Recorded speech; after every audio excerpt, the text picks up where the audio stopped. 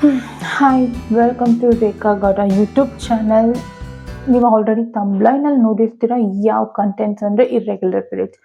ಈಗಲೇ ಹೇಳ್ಬಿಡ್ತೀನಿ, ಇದು ಬರೀ irregular periods and problem contents ಅಂದರೆ ಲೇಡೀಸಿಗೆ ಮಾತ್ರ. Okay, ಯಾರಿಗಿಲ್ಲ irregular periods, menstrual problem ಈ ಜನ್ರೇಷನ್ ಒಂದು ತುಂಬಾ ಇದೆ. ಅದರಲ್ಲಿ ನಾನು ಒಬ್ಳು.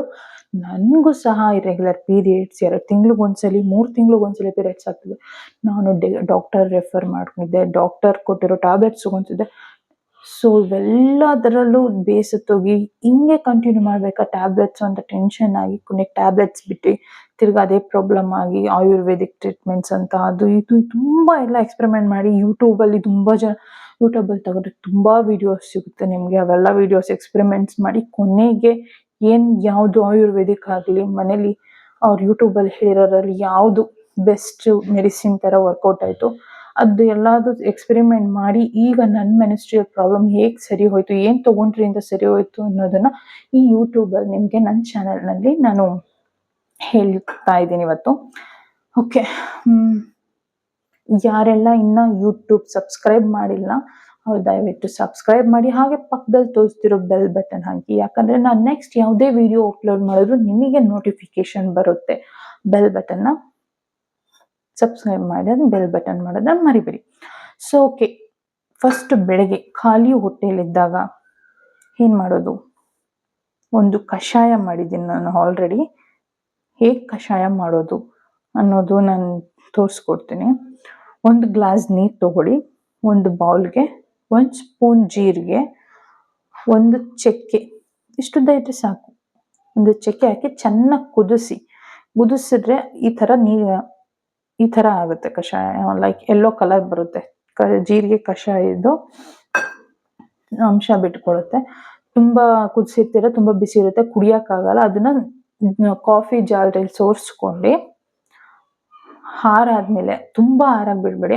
ತುಂಬ ಆರಾದ್ಮೇಲೆ ಕುಡಿಯೋಕ್ಕಾಗಲ್ಲ ಅಂತಾರೆ, ಕುಡ್ದಂಗೆ ಅನ್ಸಲ್ಲ. ಅದು ಸ್ವಲ್ಪ ಉಗುರು ಬೆಚ್ಚಗಿರೋ ಬಿಸಿಲೇ ಕುಡೀರಿ ಅದನ್ನು ಖಾಲಿ ಹೊಟ್ಟೆಲಿ. ಅದಾದ್ಮೇಲೆ ಏನು ಮಾಡಬೇಕು? ನಾನಂತೂ ಇದನ್ನ ಬ್ರೇಕ್ಫಾಸ್ಟ್ ಆಗಿ ತೊಗೊತಿದ್ದೀನಿ. ಏನು ತೊಗೊಬೇಕು? ಈಗ ರೀಸೆಂಟ್ ಆಗಿ ಸೈಂಟಿಫಿಕ್ ಆಗಿ ಇಂಪ್ರೂವ್ ಆಗಿರೋ ಒಂದು ಕಂಟೆಂಟ್ ಇದು. ಏನದು ಸೈಂಟಿಫಿಕ್ ಆಗಿ ಇಂಪ್ರೂವ್ ಆಗಿದೆ ಅಂದರೆ, ನಾನೊಂದು 3-4 ಸೀಡ್ಸ್ ತೋರಿಸ್ತೀನಿ.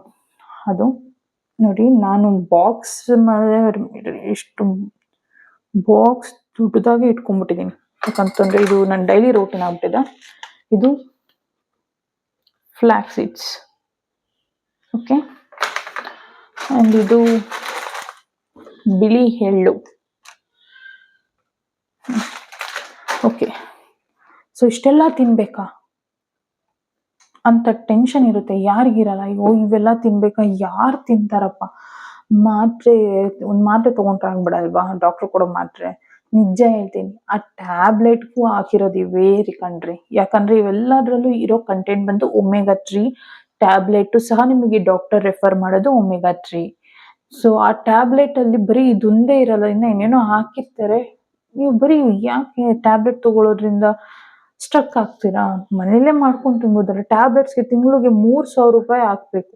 ಬಟ್ ಇದೆಲ್ಲ 1,000 ರೂಪಾಯಿ ಒಳಗಡೆನೆ ಆಗೋಗುತ್ತೆ. ದುಡ್ಡಿನ ಪ್ರಶ್ನೆ ಅಲ್ಲ. ನಾನು ಹೇಳ್ತಾ ಇರೋದೇನೆಂದರೆ, ಮೆಡಿಕಲಿ ಬರೀ ಟ್ಯಾಬ್ಲೆಟ್ಸ್ಗೆ ಸ್ಟಕ್ ಆಗಬೇಡಿ. ಮನೆಯಲ್ಲೇ ಆಗೋದ್ರಿಂದ, ಮನೇಲಿ ತುಂಬ ಯೂಸ್ಫುಲ್ ಆಗೋದ್ರಿಂದ ನೀವು ಮನೇಲೇ ಮಾಡ್ಕೊಂಡು ತಿನ್ನಿ. ಇದು ಮಾಡ್ಕೊಂಡು ಅಂಥದ್ದೇನಿಲ್ಲ, ಡೈರೆಕ್ಟ್ ನಿಮ್ಗೆ ಅಂಗಡಿಲಿ ಸಿಗುತ್ತೆ. ಇದನ್ನ ಸ್ಟೋರ್ ಮಾಡ್ಕೊಂಡು ನೀವು ಯಾವಾಗಾದ್ರೂ ಸ್ನ್ಯಾಕ್ಸ್ ಥರನಾದ್ರೂ ತಿನ್ಬೋದು, ಅಥವಾ ಊಟ ಥರನಾದ್ರೂ ಮಾಡ್ಕೊಂಡು. ನಾನಂತೂ ಇದು ಬ್ರೇಕ್ಫಾಸ್ಟ್ ಮಾಡ್ಕೊಂಡಿದ್ದೀನಿ. ಇದನ್ನು ಹೇಗೆ ತೊಗೊಳೋದು? ಇದು ಬಂದು ನಾನು ಸನ್ಫ್ಲವರ್ ಮತ್ತು ಪಂಪ್ಕಿನ್ ಸೀಡ್ಸ್ ಇದು, ಓಕೆ. ನೋಡಿ, ನಾನು ಸ್ಟೋರ್ ಮಾಡಿ ಇಟ್ಕೊಂಡಿದ್ದೀನಿ ಇದನ್ನು. ಇದ್ರ ಜೊತೆ ನಾನು ಒಂದು ಬೌಲಿಗೆ ನಾನು ಇದ್ರಲ್ಲಿ 1 ಸ್ಪೂನಿಂದ 2 ಸ್ಪೂನ್ ಹಾಕೋತೀನಿ. ಅದ್ರ ಜೊತೆ ಬಾದಾಮಿ, ಗೋಡಂಬಿ, ದ್ರಾಕ್ಷಿ, ಖರ್ಜೂರ ಇಷ್ಟು ಹಾಕ್ಕೊಂಡು ನಾನು ಬ್ರೇಕ್ಫಾಸ್ಟ್ ಥರ ಮಾಡ್ಕೊತೀನಿ. 1 ಲೋಟ ಕಷಾಯ ಮತ್ತು ಇದು ಬ್ರೇಕ್ಫಾಸ್ಟ್ ಆಗೋಯ್ತಲ್ಲ. ಸೊ ನೆಕ್ಸ್ಟ್ ಫ್ಲ್ಯಾಕ್ಸ್ ಸೀಡ್ಸ್, ಇದನ್ನು ಹೇಗೆ ತೊಗೊಳೋದು? ಇದು ತಿನ್ನೋದು ಮಾತ್ರ ತುಂಬಾ ಕಷ್ಟ ಇದೆ ಕಣ್ರಿ. ಸೊ ಇದನ್ನು ರೋಸ್ಟ್ ಮಾಡಿ ನಾನು ಗ್ರೈಂಡ್ಗೆ ಹಾಕಿ ರುಬ್ಕೊಂಡು ಈ ರೀತಿ ಒಂದು ಪೌಡ್ರ್ ಮಾಡಿಸ್ಕೊಂಡಿರ್ತೀನಿ. ಬಾಕ್ಸಲ್ಲಿದೆ ನೋಡಿ. ಈ ಪೌಡ್ರನ್ನ ಮಜ್ಜಿಗೆ ನೈಟ್ ಹೊತ್ತು ನಾನು ತೊಗೊಳೋದಿದು. ಊಟ ಆದ್ಮೇಲೆ 1 ಸ್ಪೂನ್ ಪೌಡ್ರಿಗೆ 1 ಲೋಟ ಮಜ್ಜಿಗೆ ಮಾಡ್ಕೊಂಡು ಕುಡಿದ್ರೆ ಕುಡ್ದಂಗೆ ಗೊತ್ತಾಗಲ್ಲ. ಪ್ರಾಮಿಸ್, ಟ್ರೈ ಮಾಡಿ ನೋಡಿ ನೀವೊಂದ್ಸಲಿ. ಮಜ್ಜಿಗೆಗೆ ಆಗ್ತಿದ್ದಂಗೆ ಅದು ತಳದಲ್ಲಿ ಹೋಗಿ ಕೂತ್ಕೊಂಡ್ಬಿಡುತ್ತೆ. ನೀಟಾಗಿ ಸ್ಟಿರ್ ಮಾಡ್ಕೊಂಡು ಕುಡಿತಾ ಇರಬೇಕು. ಇಲ್ಲ ಅಂದ್ರೆ ತಳದಲ್ಲಿ ಉಳ್ಕೊಂಡ್ಬಿಡುತ್ತೆ, ಮಜ್ಜಿಗೆ ಖಾಲಿ ಆಗುತ್ತೆ. ಲಾಸ್ಟಲ್ಲಿ ಅದು ಕುಡಿದ್ರು ಏನು ಉಪಯೋಗ ಇಲ್ಲ, ಬರೀ ಮಜ್ಜಿಗೆನ. ಸೊ ಬರೀ 3 ತಗೊಂಡ್ಬಿಟ್ರೆ ಆಗೋಗುತ್ತಾ? ಇಲ್ಲ, ಸ್ವಲ್ಪ ಎಕ್ಸರ್ಸೈಸ್. ಗಂಟೆಗಟ್ಲೆ ಮಾಡುವಂಥ ಯೋಗ ಏನಿಲ್ಲ, ಎಕ್ಸರ್ಸೈಸ್ ಮಾಡೋಂಥದ್ದು 10ರಿಂದ 15 ನಿಮಿಷ. ಇಲ್ಲ ನಂಗೆ ಬೇಜಾನ್ ಟೈಮ್ ಇದೆ ಅನ್ನೋರು ಅರ್ಧ ಗಂಟೆನೂ ಮಾಡ್ಬೋದು. ನಾನು ಮಾಡ್ತೀನಿ, ಎಷ್ಟೇ ಟೈಮ್ ಆದ್ರೂ ಪರವಾಗಿಲ್ಲ, ಎಷ್ಟೇ ಬ್ಯುಸಿ ಇದ್ರೂ ಪರವಾಗಿಲ್ಲ ಅಂದರೆ ಅರ್ಧ ಗಂಟೆ ಮಾಡಿದ್ರೆ ತುಂಬ ಯೂಸ್ಫುಲ್ ಆಗುತ್ತೆ. ತುಂಬ ವಿಡಿಯೋಸ್ ಬರುತ್ತೆ. ನಾನಂತೂ ಒಂದು ಯೂಟ್ಯೂಬ್ ಚಾನಲ್ ಅವ್ರದ್ದೇ ನೋಡ್ಕೊಂಡು ಎಕ್ಸಸೈಸ್ಗಳು ಮಾಡೋದು. ಹೇಮಿ ವಾಂಗ್ ಅಂತ ಬರುತ್ತೆ ಅವ್ರದ್ದು. ನಾನು ಎಕ್ಸಸೈಸ್ ತುಂಬ ತೋರಿಸಿರ್ತಾರೆ, ಸ್ಟೊಮಕ್ ಆಗಲಿ, ಚೆಸ್ಟ್ ಆಗಲಿ, ಫುಲ್ ಬಾಡಿ ಆಗಲಿ ಅಂತ ತುಂಬ ವರ್ಕ್ಸ್ಗಳು ಇರುತ್ತೆ. ಅವ್ರ ವರ್ಕೌಟೇ ನಾನು ಮಾಡೋದು. ಸೊ ಇವೆಲ್ಲ ತಿಂದ್ಬಿಟ್ರೆ ನಿಜವಾಗ್ಲೂ ಪೀರಿಯಡ್ಸ್ ಆಗುತ್ತೆ. ಯಾಕಂದರೆ ನಾನೇ ಎಕ್ಸಾಂಪಲ್, ಟ್ಯಾಬ್ಲೆಟ್ಸ್ ತೊಗೊತಿದ್ದೋ ಟ್ಯಾಬ್ಲೆಟ್ಸ್ನ ಬಿಟ್ಟು ಇದಕ್ಕೆ ಸ್ಟಕ್ ಆಗಿದ್ದೀನಿ ಈಗ. ಡೈಲಿ ರೂಟೀನ್ ಆಗಿದೆ. ಟ್ರೈ ಮಾಡಿ ನೋಡಿ, 15ರಿಂದ 20 ದಿವಸ ಮಾತ್ರ ಟ್ರೈ ಮಾಡಿ ನೋಡಿ, ಗೊತ್ತಾಗುತ್ತೆ ನಿಮ್ಗೆ. ಅಷ್ಟ್ರಲ್ಲಿ ಆಗಲಿಲ್ಲ ಅಂತ ಅಂದರೆ ಬಿಟ್ಬಿಡಿ, ನಾನು ಕಂಟಿನ್ಯೂ ಮಾಡಿ ಅಂತ ಹೇಳಕ್ ಹೋಗಲ್ಲ. ತುಂಬ ಯೂಟ್ಯೂಬ್ಸಲ್ಲಿ ನಾನು ನೋಡಿದೆ, ತೊಗೊಂಡ್ರೆ 5 ನಿಮಿಷದಲ್ಲಿ ಪೀರಿಯಡ್ಸ್ ಆಗೋಗುತ್ತೆ, 1 ದಿವಸದಲ್ಲಿ ಪೀರಿಯಡ್ಸ್ ಆಗುತ್ತೆ, ಇಮಿಡಿಯೇಟ್ ಪೀರಿಯಡ್ಸ್ ಆಗೋಗುತ್ತೆ.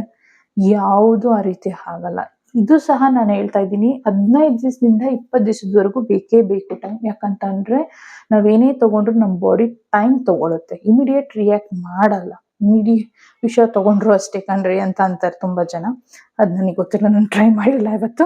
ಸೊ ಇದನ್ನು ಟ್ರೈ ಮಾಡಿ ನೋಡಿ. ಯಾರಿಗೆಲ್ಲಾದ್ರೂ ಯೂಸ್ಫುಲ್ ಆದರೆ ದಯವಿಟ್ಟು ಕಮೆಂಟ್ಸಲ್ಲಿ ಬಂದು ಯೂಸ್ಫುಲ್ ಅಂತ ಟೈಪ್ ಮಾಡಿ. ಹಾಗೆ ಇನ್ನೂ ಯಾರ್ಯಾರೆಲ್ಲ ಸಬ್ಸ್ಕ್ರೈಬ್ ಮಾಡಿಲ್ಲ ನನ್ನ ಯೂಟ್ಯೂಬ್ ಚಾನಲ್ನ, ಹೋಗಿ ಯೂಟ್ಯೂಬ್ ಚಾನಲ್ ಸಬ್ಸ್ಕ್ರೈಬ್ ಮಾಡಿ, ಪಕ್ಕದಲ್ಲಿರೋ ಬೆಲ್ ಬಟನ್ನ ಹಂಗೆ ಹಾಗೆ ಫಾರ್ ಮೋರ್ ವಿಡಿಯೋಸಲ್ಲಿ ನೋಟಿಫಿಕೇಶನ್ ಬರೋದಕ್ಕೋಸ್ಕರ. ತುಂಬ ಯೂಸ್ಫುಲ್ ಆಗುತ್ತೆ, ಟ್ರೈ ಮಾಡಿ. Thank you.